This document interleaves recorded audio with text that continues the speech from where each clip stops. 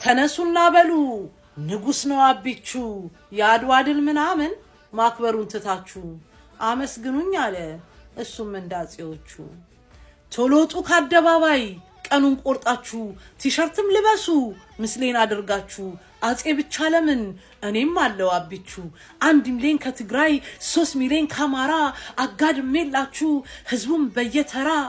አስፋልቱን በማብራት ህዝቡን በሻማ ህንጻው አብረቅርቆ አውጥቸው ከማማ ዛፎቹን ተክዬ ገነትን በመድር እንዲባሳያችሁ ምን ነው እናንተ ምስጋና ቢሶናችሁ ደሃና ባረሬ ቤተክርስቲያን አፍርሼ ህዝቡን በታትኜ በረሃብ ጨርሼ ከዚህ በላይ ታሪክ ከቶኬት ሊመጣ ለኔ ያልተወጣ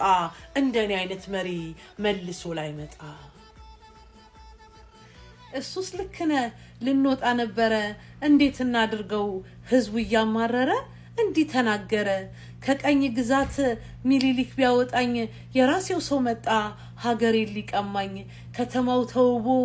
አምሮ በማብራት አይሞቀን አይበርደን የሰው ደም አለበት